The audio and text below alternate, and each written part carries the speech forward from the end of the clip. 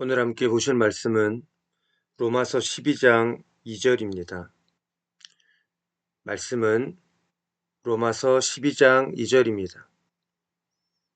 우리 다 같이 한 목소리로 말씀 읽겠습니다. 시작. 너희는 이 세대를 본받지 말고 오직 마음을 새롭게 함으로 변화를 받아 하나님의 선하시고 기뻐하시고 온전하신 뜻이 무엇인지 분별하도록 하라. 말씀 나누겠습니다. 여러분 혹시 거대한 빙산을 보신 적이 있습니까? 수면 위로 드러난 빙산은 전체의 고작 5%에 불과합니다. 나머지 95%는 깊은 바닷속에 숨겨져 있지요. 우리의 마음도 이와 똑같습니다. 우리가 의식적으로 생각하고 결단하는 것은 5%의 의식일 뿐이고 우리의 선택과 습관, 인생을 진짜로 지배하는 것은 바로 90%의 무의식입니다. 여기 한 남자가 있습니다. 새해가 될 때마다 올해는 반드시 분노를 조절하고 가족들에게 부드러운 아버지가 되겠다고 굳게 결단합니다. 하지만 퇴근 후 문을 열고 아이들이 어질러 놓은 거실을 보는 순간 이성적인 결단은 온데간데 없이 사라지고 자신도 모르게 고함을 지릅니다. 왜 그럴까요? 의지력이 부족해서가 아닙니다. 그의 95%의 무의식 속에 짜증과 분노라는 깊은 골짜기가 이미 파여져 있기 때문입니다. 결단이라는 5%의 노력이 무의식이라는 95%의 거대한 관성을 이기지 못하는 것입니다. 사람이 진짜 바뀌려면 바로 이 깊은 바닷가 속에 있는 무의식이 복음 안에서 새롭게 프로그램되어야 합니다. 그렇다면 이 단단한 무의식을 어떻게 바꿀 수 있을까요? 첫 번째 비밀은 성경이 자주 사용하는 언어의 기법인 예언적 완료형에 있습니다. 성경은 아직 일어나지 않은 미래의 일을 이미 이루어진 완료형으로 선포하곤 합니다.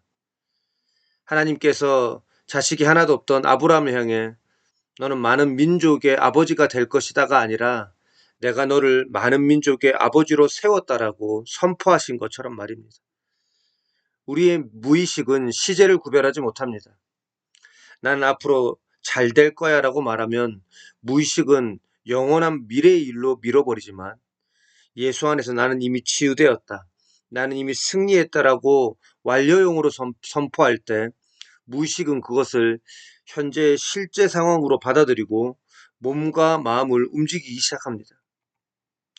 두 번째는 성경에서 말하는 묵상, 즉 히브리어로 하가를 하는 것입니다. 이 단어는 사자가 먹이를 앞에 두고 으르렁거리거나 비둘기가 구슬프게 쥐저기는 것처럼 낮은 소리로 읊조리다라는 뜻을 가지고 있습니다.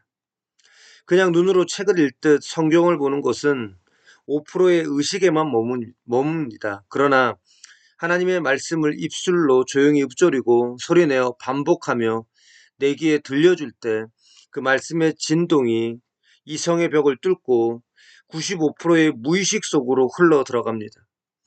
내 생각의 주도권을 말씀에 읊조리는 것에 내어주는 것, 그것이 무의식의 토양을 바꾸는 강력한 도구입니다. 세 번째는 영적 시각화입니다. 히브리서 11장 1절은 믿음은 바라는 것들의 실상이라고 했습니다.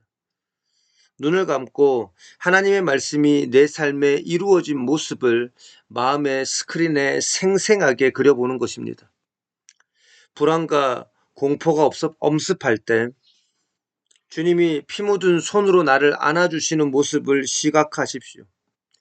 질병으로 고통받을 때 내 몸의 세포 하나하나가 예수의 보혈로 깨끗하게 씻겨 나가 활력 있게 움직이는 모습을 믿음의 눈으로 바라보십시오. 우리의 내면 세계에 먼저 그려지지 않은 기적은 외부의 세계에 결코 나타나지 않습니다. 네 번째는 감정 느끼기입니다. 우리의 무의식은 논리적인 언어보다 감정에 훨씬 더 민감하게 반응합니다. 말씀을 묵상하고 시각화할 때 그것이 실제로 이루어졌을 때의 감정, 벅차오르는 감사, 평안, 기쁨을 지금 이 순간 온몸으로 느껴야 합니다. 기도하면서 주님 응답해 주실 줄 믿습니다라고 말하면서 마음 밑바닥에 불안감을 느끼고 있다면 무의식은 불안을 학습합니다. 하지만 이미 기도가 응답된 것처럼 미리 감사하고 기뻐할 때 무의식은 그 감정을 즉시 현실로 감지하고 우리의 삶의 방향을 기적의 방향으로 틀어버립니다. 다섯 번째, 끊임없는 반복입니다. 숲속에 아무도 가지 않은 곳은 풀이 무성하지만 사람들이 매일 지나다니면 결국 반듯한 길이 생깁니다. 무의식에 새로운 믿음의 길을 내는 것도 반복 외에는 방법이 없습니다. 사단이 심어놓은 부정적인 생각, 상처의 기억들이 고속도로처럼 넓어져 있다면 이제는 매일 아침과 밤마다 믿음의 선포와 말씀을 읊조림을 반복하여 하나님의 말씀이 지나다니는 새로운 고속도로를 내야 합니다. 귀찮고 힘들어도 의도적으로 반복할 때 뇌의 신경망이 재배선됩니다. 그렇다면 이 반복을 얼마 동안 지속해야 할까요? 과학자들의 연구에 따르면 우리의 뇌에 새로운 생각이 세포에 각인되고 기존의 고정관념을 깨지는데 최소 21일이 걸린다고 합니다. 그리고 그 생각이 의식적인 노력 없이도 저절로 튀어나오는 완벽한 무의식적 습관으로 자리 잡는 데는 평균 66일의 시간이 필요합니다.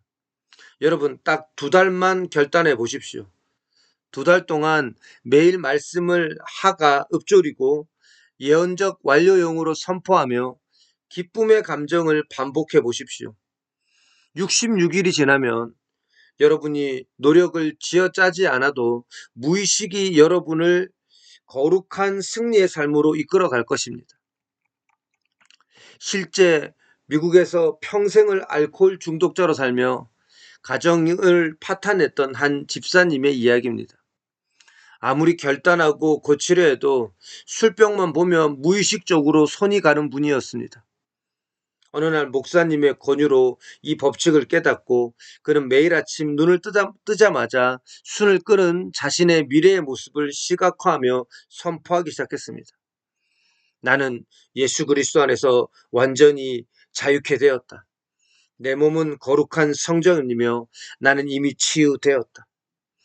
처음 2, 3주 동안은 아무 변화도 없는 것 같았고 여전히 술을 마시고 싶었습니다. 그러나 그는 포기하지 않았고 21일 넘어 66일이 거기까지 계속해서 감사와 기쁨의 눈물을 흘리며 이미 치유된 상태의 감정을 느끼며 선포했습니다. 놀랍게도 3달째 접어들던 날 평생 그를 괴롭히던 술 냄새가 갑자기 역겹게 느껴지기 시작했습니다. 무의식이 완전히 뒤바뀐 것입니다. 그 집사님은 결국 중독에서 완전히 벗어나 지금은 전 세계를 다니며 중독자들을 치유하는 기적의 통로로 살아가고 있습니다. 5%의 결단이 아닌 하나님의 말씀으로 95%의 무의식을 바꿨기 때문에 일어난 기적입니다. 우리 시간 함께 기도하겠습니다. 하나님 아버지, 내 의지와 결단만으로 변화를 했던 우리의 어리석음을 회개합니다. 수없이 넘어지며 좌절했던 우리의 마음에 찾아와 주시옵소서. 이 시간 우리의 깊은 무의식 세계에 뿌리 내린 어둠의 쓴뿌리, 상처, 중독, 두려움의 신경만들은 예수의 이름으로 완전히 끊어지게 하옵소서.